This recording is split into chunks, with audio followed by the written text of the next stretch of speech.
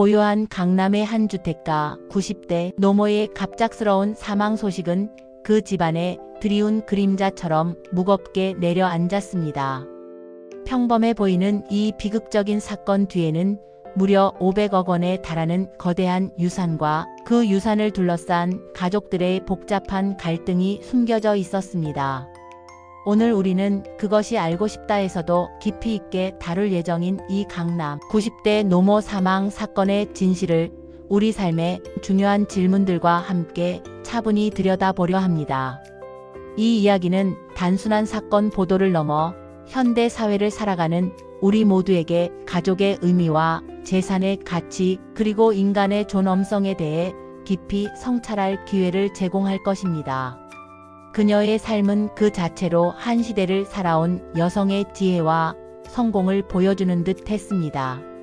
이화여자대학교 약학과를 졸업하시고 평생을 약사로 헌신하며 수많은 사람들의 건강을 돌보셨습니다.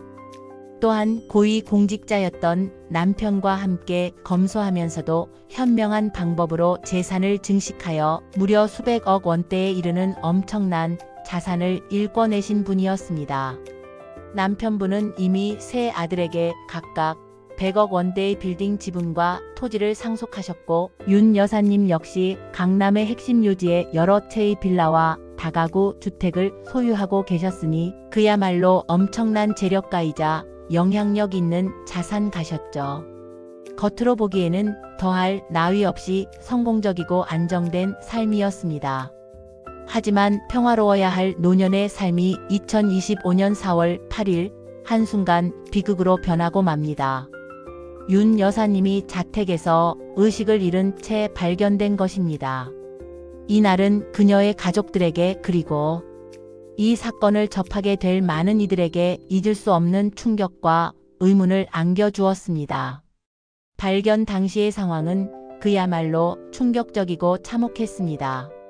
윤 여사님의 이마에는 커다란 혹이 부풀어 올라 있었고 팔에는 짙은 멍 자국이 선명하게 남아 있었다고 합니다. 방 안은 마치 격렬한 싸움이라도 있었던 듯이 물건들이 흩어져 어지럽혀져 있었고 앰뷸런스를 부를 겨를조차 없이 급박했던 그 순간 이른 아침 예방 접종을 위해 방문했던 셋째 아들 부부에 의해 발견되었습니다. 더욱 놀라운 사실은 당시 집 안에는 이미 큰아들과 작은아들이 와 있었다는 것입니다. 이들은 노모가 위급한 상황에 처해 있는 동안 무엇을 하고 있었을까요? 병원으로 급히 옮겨졌지만 안타깝게도 윤 여사님은 그날 밤 끝내 숨을 거두셨습니다.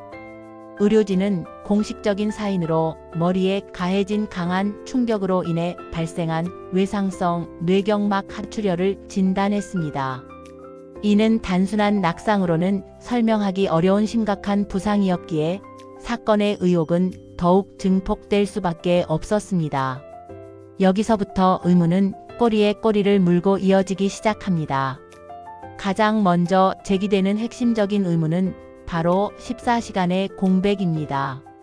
사망 전날 저녁 8시부터 다음 날 오전 10시까지 무려 14시간 동안 이 노모의 집 안에서는 도대체 무슨 일이 벌어졌던 걸까요? 이 긴 시간 동안 윤 여사님에게 어떤 일이 있었는지 그 누구도 명확하게 설명하지 못하고 있습니다. 침묵 속에 감춰진 진실은 무엇일까요? 24시간은 사건의 진실을 밝히는 데 있어 가장 중요한 단서이자 동시에 가장 풀기 어려운 미스터리입니다. 가족들은 각자 다른 이야기를 하고 있으며 그들의 진술은 사건의 본질을 더욱 복잡하게 만들고 있습니다. 왜 이들은 이 중요한 시간에 대해 침묵하거나 엇갈린 진술을 하는 것일까요? 이 사건의 핵심에는 거액의 상속 분쟁이라는 불편한 진실이 자리 잡고 있습니다. 막내 아들은 형들이 어머니의 재산 분배 문제로 격렬하게 다투는 과정에서 혹은 그 다툼의 결과로 이러한 비극적인 사고가 발생했다고 강력하게 주장합니다. 윤 여사님이 4년 전 강남의 핵심 부동산 중 일부를 막내 가족에게 증여했는데 이를 뒤늦게 알게 된 큰아들과 작은아들이 이에 대해 극심한 불만을 품고 어머니를 찾아와 다툼이 일어났다는 것입니다.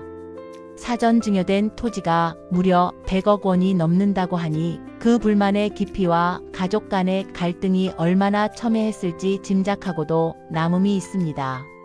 단순히 돈 문제가 아니라 오랜 시간 쌓여온 형제 간의 서운함과 불평등 의식이 한꺼번에 터져 나온 것일 수도 있습니다. 하지만 두 형의 주장은 사뭇 다릅니다. 이들은 어머니가 고령으로 인해 치매 증세가 있었고 스스로 몸을 가누지 못해 넘어지면서 다친 것이라고 주장하며 폭행 의혹을 전면 부인하고 있습니다. 또한 노환으로 인해 몸이 약해져 있었고 평소 복용 중이던 약물로 인해 멍이 쉽게 생겼을 뿐이라고 반박합니다. 이는 마치 모든 상황을 우연한 사고로 축소하려는 듯한 인상을 줍니다. 그러나 셋째 며느리의 증언은 이러한 주장에 또 다른 의문을 불러일으킵니다. 그녀는 위급한 상황에서도 큰 아들과 작은 아들이 어머니를 병원에 데려갈 생각조차 없어 보였다고 이야기합니다. 과연 어머니의 건강과 생명보다 더 중요했던 것이 무엇이었을까요? 이 증언은 단순한 사고였다는 주장을 무색하게 만드는 강력한 정황 증거가 될 수 있습니다. 막내 아들은 형들이 어머니를 폭행했을 것이라는 강력한 의혹을 제기하고 있으며 이는 단순히 추측이 아니라 여러 정황 증거와 목격자의 진술을 바탕으로 한 것입니다. 만약 이것이 사실이라면 그 어떤 이유로도 용납될 수 없는 인간의 존엄성을 훼손하는 비극적인 일이 아닐 수 없습니다. 혈연으로 맺어진 가족 간에 어떻게 이런 끔찍한 일이 그것도 노쇠한 어머니에게 벌어질 수 있었을까요? 이 질문은 우리 모두에게 깊은 윤리적 성찰을 요구합니다. 법적인 책임은 물론이거니와 인간으로서의 도리와 윤리를 저버린 행위에 대한 사회적 비판 또한 피할 수 없을 것입니다. 이 사건은 단순한 형사 사건을 넘어 우리 사회의 가족, 해체와 물질 만능주의에 대한 경고로도 해석될 수 있습니다. 그것이 알고 싶다에서는 24시간의 공백 동안 과연 무슨 일이 있었는지 사건의 전후 맥락을 면밀히 분석하고 재구성할 것입니다. 또한 가족 간의 엇갈리는 진술 속에 감춰진 진실은 무엇인지 거짓과 진실의 경계를 파고들어 그 이면에 숨겨진 욕망과 갈등의 본질을 밝혀낼 것입니다. 500억 원대 유산을 둘러싼 숨겨진 갈등의 실체를 낱낱이 파헤쳐 재산이 가족을 어떻게 파괴할 수 있는지를 보여줄 것입니다. 이 사건은 단순히 한 가족의 비극을 넘어 우리 사회의 상속을 둘러싼 인간의 탐욕과 욕망이 어떻게 가족이라는 신성한 가치를 파괴하고 심지어는 존속, 살해라는 극단적인 비극으로 이어질 수 있는지에 대한 준엄한 경고를 던지고 있습니다. 프로그램은 다양한 전문가들의 분석과 과학적인 증거들을 토대로 시청자들에게 객관적인 사실과 함께 깊은 통찰을 제공할 것으로 기대됩니다. 법의 심판과 더불어 사회적 책임과 윤리적 문제에 대한 논의도 활발하게 이루어져야 할 것입니다. 우리 삶에서 가족이란 어떤 의미일까요? 우리는 어릴 적부터 가족은 무조건적인 사랑과 지지를 주는 존재라고 배워왔습니다. 혈연으로 맺어진 인연은 세상 그 무엇보다 소중하다고 믿어 의심치 않았습니다. 재물보다 소중한 것이 가족의 사랑과 화목이라는 것을 우리는 너무나 잘 알고 있습니다. 하지만 때로는 돈이라는 강력한 유혹 앞에서 이 소중하고 신성한 가치들이 한순간에 흔들리고 무너져 내리는 비극적인 현실을 목도하게 됩니다. 이 사건을 통해 우리는 재산 분쟁이 가족 관계에 얼마나 치명적인 상처를 남길 수 있는지, 그리고 무엇보다 인간의 생명과 기본적인 인륜을 거스를 수는 없다는 엄중한 교훈을 얻게 됩니다. 돈 때문에 가족이 해체되고 심지어 생명까지 위협받는 현실은 우리 사회의 병든 단면을 여실히 보여주는 것이기도 합니다. 이러한 비극적인 상황이 다시는 반복되지 않도록 예방하기 위해서는 무엇보다 가족 간의 솔직하고 열린 소통이 절대적으로 중요합니다.